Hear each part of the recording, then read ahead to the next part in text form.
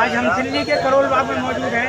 आज हमारे साथ गुप्ता जी मौजूद हैं। आइए उनसे जानते हैं कि ये शराब नीति के खिलाफ इनके घर के बराबर में एक ठेका खोला गया है, इसको बंद कराने के लिए इन्होंने आंदोलन शुरू किया है।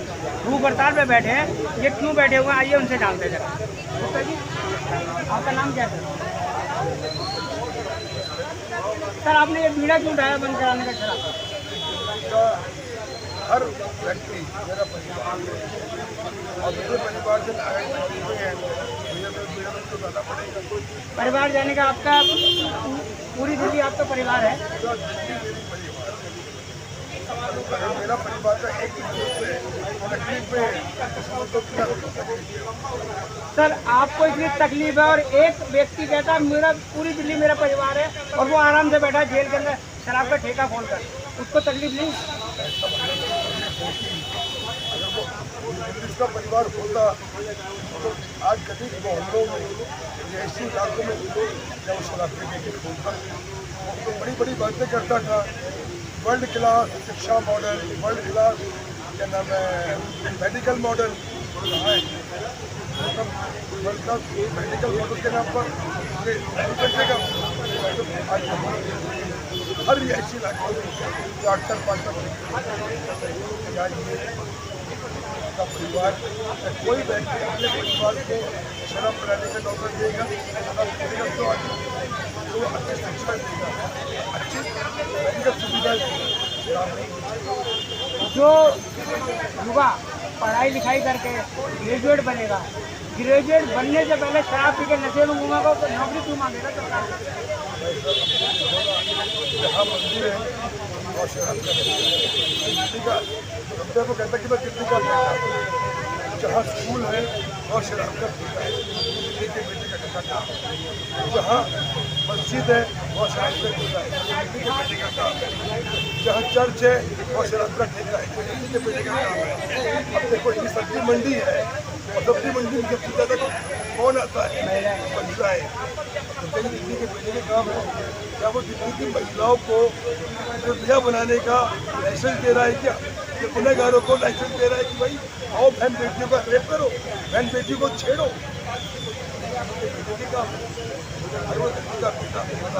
तो इन सब चीज़ों को रोकता ताकि इनको बढ़ावा देता। आज दिल्ली का बेटा अपने परिवार के नीचे बैठा हुआ है क्योंकि उसका परिवार तकलीफ में था। मेरी माओं ने, मेरी बहनों ने मुझे फोन किया कि भैया हमारे घर के सामने शराब का ठेका खुल रहा है, हमारे बच्चे क्या खेलने जाएंगे? दिल्ली का छोटा सा बच्चा 3 साल का, आपको पता हो यहाँ खेलेगा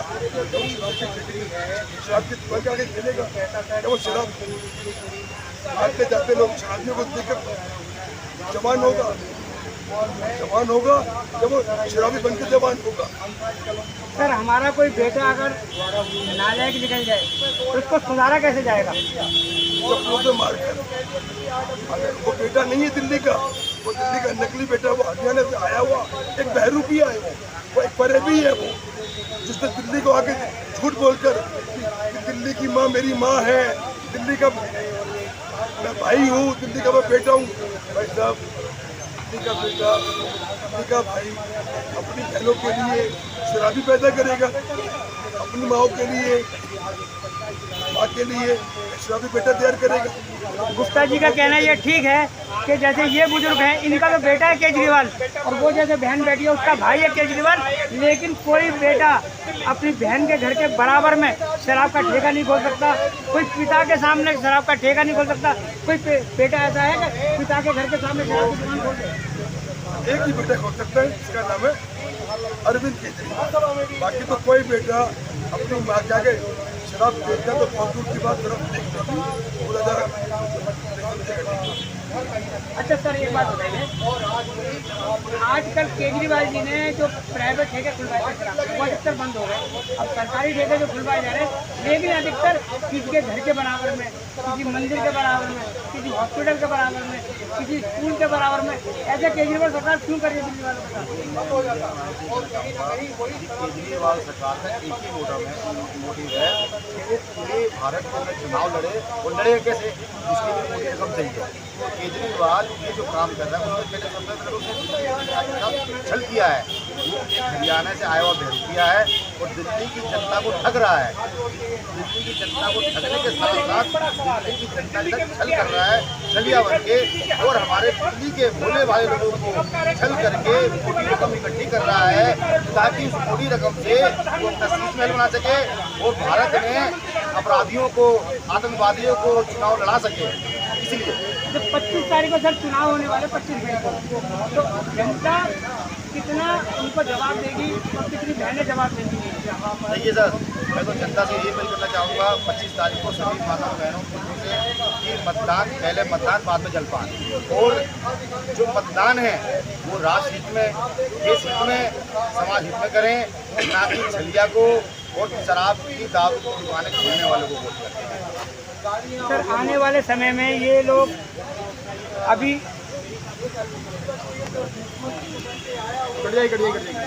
कम शराब की दुकानें, आने वाले समय में अगर ये जीत गए दिल्ली में तो शायद और शराब की दुकानें खुल सकती है। शराब की दुकान तो पूरे दिल्ली के अंदर शराब की दुकानें जो चल रही है उसको 4 डिपार्टमेंट चला रहा है।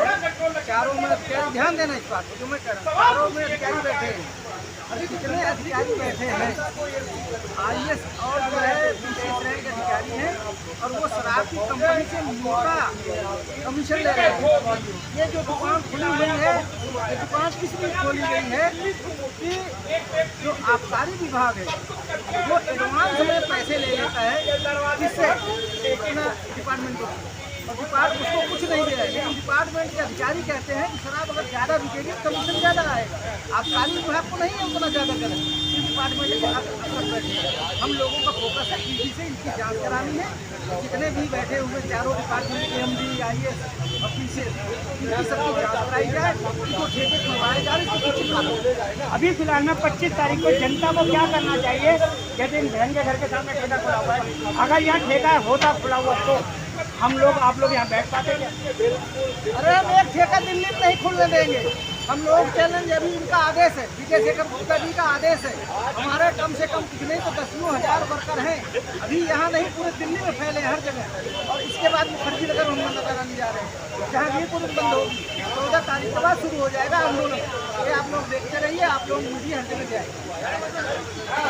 पर्सनल नहीं बोलना चाहिए, लेकिन मैं पर्सनल बता रहा हूँ कि यहाँ मेरी बेटी पर्सनल दिल्ली के 199 वार्ड पटपरगंज विधानसभा में, तो मुश्किल से 40 कदम की दूरी पर शराब का ठेका स्कूल के सामने। मैंने बहुत विरोध किया लेकिन किसी ने मेरी बात सुनी नहीं। मैंने कई बार मीडिया में भी डाला, एक किसी ने सुना नहीं। गुप्ता जी उसके लिए भी कोई आंदोलन वगैरह करेंगे? आपकी बेटी, मेरी बेटी, मैंने बोला ना, दिल्ली मेरा पूरा परिवार है और दिल्ली में किसी भी स्थान पर इस तरह का ठेका खुलेगा